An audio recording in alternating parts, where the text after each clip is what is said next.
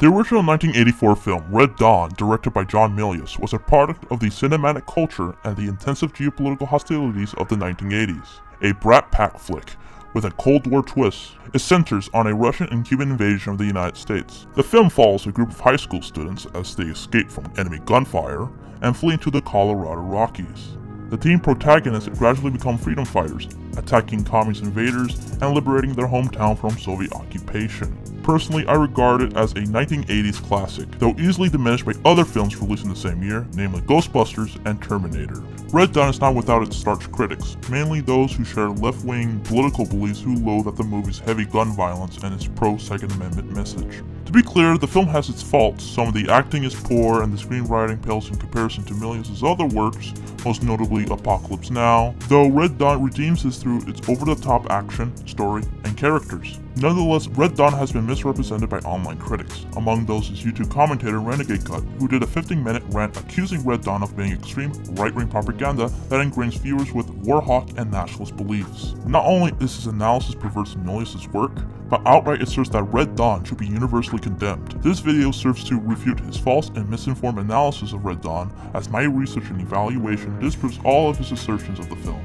I will also be dwelling on the issue of propaganda and whether Red Dawn could be considered right-wing propaganda. From what I can tell from his response and his other content, Leon Thomas, aka Renegade Cut, is politically deranged with a demented worldview. He presents his channel as providing a leftist perspective on politics, philosophy, and pop culture. Although having a left-wing perspective isn't inherently hysterical, how Leon executes and presents his reasoning, however, does. His analysis begins by asserting Red Dawn as an example of the derogatory usage of propaganda, that being, in his words, the use of misleading information through some sort of media to covertly further a nation or a potentially dangerous worldview that is valued by a nation. By targeting the film as propaganda, Renegade Cut formulates an obligation to ridicule the movie as a societal danger. This leaves the question, can Red Dawn be considered right-wing propaganda? Propaganda, whether that be PSAs or the infamous authoritarian types, share the same motive, that being guiding viewers to a belief or duty with misinformation or one-sided facts. Propaganda can be distinguished by pinpointing its manipulation and message. There are multiple assumptions proposed by Leon that in his mind prove Red Dawn asserts right-wing goals.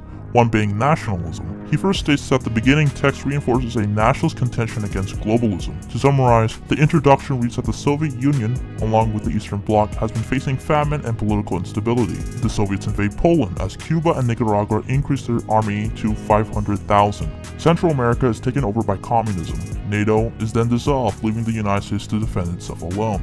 According to Renegade Cut, this apparently asserts a nationalist prediction in which a world united based on a common interest would undoubtedly fail. However, this is nothing more than an overemphasized conclusion, since the backstory was never meant as some sort of isolationist prediction. Rather, it serves to contextualize the events in the film. John Milius worked alongside former US Secretary of State Alexander Haig to devise a realistic scenario in which the USSR could invade the United States. Haig thought that with NATO dissolved and a communist takeover of Mexico would bring upon it the right circumstances for a Soviet co-op invasion of the US. Calling it an implausible World War III backstory would be an understatement. However, it succeeds in giving reasoning for why the teen protagonists had to fight commies without military or foreign assistance. Also, the fact that Haig was a former Supreme Commander of NATO debunks any assertion in relation to the backstory being an intentional attempt to predict the collapse of globalism. Red Dawn does invoke American patriotism. However, that's distinctly different from nationalism. The film does not convey America as superior to other nations. Instead, the film invokes patriotism in the sense that the United States, specifically Calumet, Colorado, was saved from the axis of communism not by the US military nor the feds or foreign allies, but by 8 armed American kids.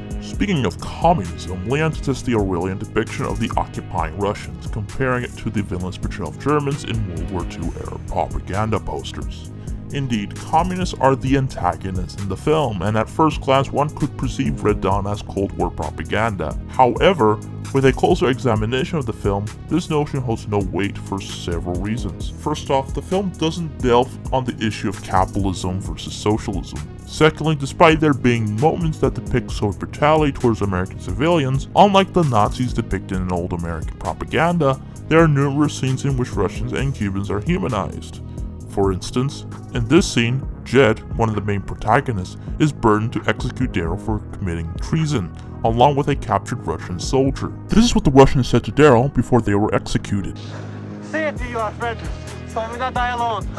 Another humanizing moment in the film is when Ernesto Bea, a Cuban colonel, writes a letter to his wife. Through Spanish narration, Colonel Bea recounts his childhood and his contentment towards the war. Despite being colonel of an invading communist army, the scene enables us to relate with him in the same way we do to those in the armed forces who are stationed in far and foreign lands, who grapple with the bitterness of war, and who long for their loved ones and life back home. In addition, Colonel Bea's recollection of the warmth of his childhood parallels with the Wolverines' inner strive to continue their adolescence, which has been displaced by the war. There are more scenes like this, but Rob Ager goes in great depth in how communist characters are depicted and humanized. I recommend you guys check out his analysis of Red Dawn. It's more than an hour long, but it's cram-packed with facts that contradict Renegade Cut's own interpretation of the film. Anyway, Renegade Cut then claims Red Dawn invokes jingoist pro-war attitudes, citing changes of the original screenplay and Milius's personal political beliefs. Land is definitely alluding to the premise that MGM executives and John Milius removed anti-war aspects of the original script to shift the project into a teen Rambo-esque summer blockbuster. However, if Liam were to actually read the initial script by Kevin Reynolds, he should have realized that most of the anti-war aspects of the original screenplay are present in the final film. In spite of minor plot and character changes, Red Dawn and Reynolds' initial script are narratively the same. Both express the destructive and bloody nature of war, with scenes depicting Soviet war crimes, massacres, and civil oppression. The scripted anti-imperialist message was also adopted into the film, with allusion to the American Indian Wars. Смотри, что я нашел? Что? Стрела. Индейская стрела. Я не знал, что индианцы сделали стрелец. Стал? Конечно, дурак. Они исполнили отпал ровно до блеска. Ой, какой ты философ. Может быть, эти индейцы работали из пластика? Идиот, это кост. Отпал ровно до блеска. Должны быть еще. The Mongolian Empire. The great hunt would always begin with the army spread out in a semicircle, I would say about the size of Rhode Island. Then they would ride forward, driving everything before them. Beast, men, even bugs. The Vietnam War. Pues mira, siempre estuve del lado de los insurrectos. No tengo experiencia en estos casos, pero me parece necesario ganar el apoyo del pueblo. Como los contrarios nuestros en Vietnam decían, ganar sus corazones y sus mentes. World War II and the Soviet-Afghan War. Bestias, Ernesto. Eventualmente tendrás que matar a cada uno de ellos. Es lo mismo que es en Afghanistan. In fact, Milius referred to Red Dawn as a third world liberation struggle in reverse. The most anti-war moment in the film is when Colonel Baez is unable to bring himself to kill Jen and his wounded brother, and instead motions them on. Surprisingly, this scene was absent in Reynolds' original script, and was added by Milius into the final film. Red Dawn does have elements that are pro-defending one's country, but not in the case of invading or occupying other nations. Regarding John Milius himself, I doubt it's valid to conflate his conservative views and militant intrigue as being a jingoist, especially coming from the screenwriter of Apocalypse Now. And if so, those views aren't relevant in the movie. Although Milius initially said during the development that it was going to be a jingoist flag-waving film, that approach didn't come to fruition, as years later he will go on to say that Red Dawn was an anti-war movie. From what I can uncover, Milius' political views seems to scatter from all corners of the political spectrum, referring to himself as a Maoist, an anarchist, and a supporter of liberal economic policies and the militia movement. Red Dawn's not a very violent movie compared to any kind of slasher movie or anything like that.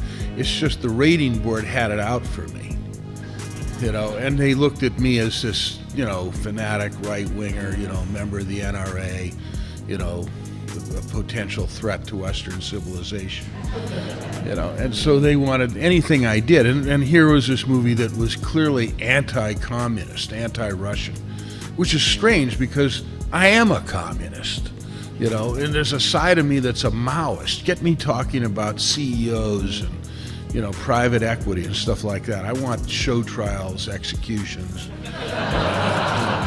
Get me talking about, movie executives and bring the Maoist right out, or the Writers Guild strike or something like that. Renegade Cut follows this by bringing up an accusation from Powers Booth, the actor who played Sergeant Tanner, who claimed Milius removed anti-war aspects of his character. Booth most likely was referring to the segments of the campfire scene that were eventually shortened in the film. Originally, the scene starts out with Jed and Tanner, initially referred as Andy, having a conversation about ground fighting. Since Tanner was a fighter pilot, Jed tells him that he and the Wolverines have it worse because he assumes ground warfare to be more traumatic than air combat. Tanner then sternly recounts a previous relief mission that ended with him evacuating a town under siege, watching in dismay as American civilians are massacred by invading Russian forces. Tanner goes on to scoff at the kids for their pessimism. Although I do see why Booth might have thought this way, as this scene projects the war's emotional impact on his character.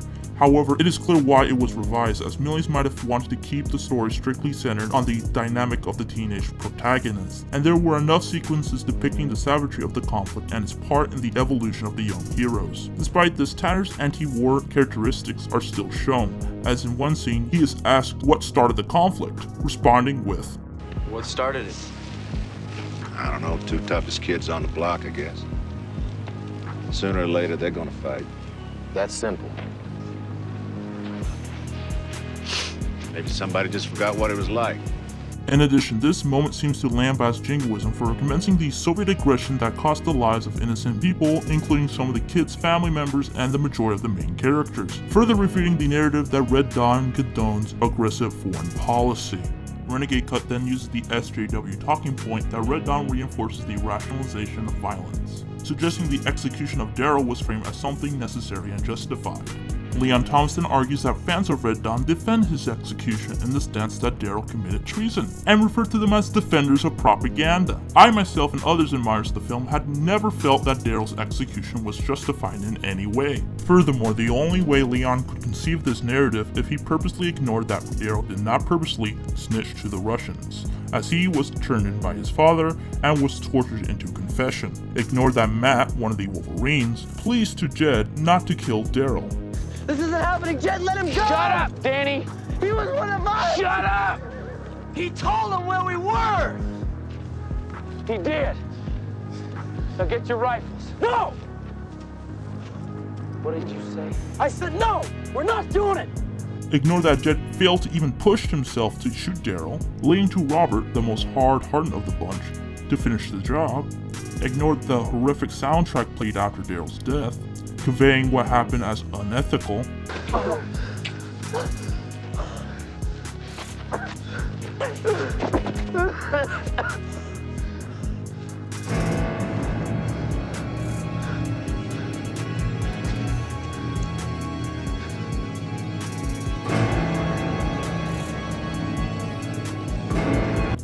Ignored the scene right after in which Jed cries his eyes out over Daryl's death, and ignored that Daryl was still commemorated in the end credits as one of the brave. All these aspects purposely ignored in pursuing an Anita Sarkeesian-like strategy for the sake of his one-sided, dishonest agenda. The scene does not vindicate executions, violence, nor revenge, but rather presents how the conflict had negatively shaped the characters' dynamics of the protagonists and their friendship. Like what Rob Ager mentioned in his own analysis, the photograph that Jed is mourning over is of Daryl and his best friend Robert, the kid who shot him. Knowing this fact, we can reinterpret Daryl's execution as conveying a close friendship being shattered as a product of the tensions brought up by the war. Also, the execution scene was done far better than portrayed in the initial script, since Aardvark, not Daryl, is executed for treason, with Aardvark reasoning for snitching being,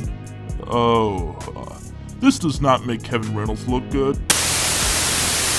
Finally, Renegade Cut then unleashes his extreme abhorrence of the film, arguing that it must be in the public interest, including the interest of right-leaning Republicans, to deplore Red Dawn as propaganda because its supposed messaging is manipulative enough to influence viewers to accept new, radicalized opinions. He goes on to imply that Red Dawn shouldn't be worthy of enjoyment because of its supposed wicked intentions, and that in his opinion, the film isn't enjoyable. Renegade Cut ends by attempting to convince fans of Red Dawn to abandon their love for the film. This superstition that Red Dawn brainwashes viewers to conceive pro-imperialistic beliefs is a load of conjectural BS, as I already exposed the lack of evidence of jingoist nationalist messaging in the film, and even if that was Milius' intention, the film would have been constructed differently. For example, Milius could have the Wolverines fought side by side with the US military, having them use US Army uniforms and weapons instead of Ushanka hats and MK-47s. having the USSR liberated with Soviet citizens celebrating in the streets as they tear down Lenin statues and communist emblems, and having the film end with the President of the United States awarding Jed and Erica with a Medal of Honor. Instead, the teenagers are left to fight on their own, and at the end commemorated with a plaque left unintended and forgotten. Before someone asks, no, Tanner does not count because he joined the group after being shot down and stranded. There is no relationship between the Wolverines and the US Armed Forces.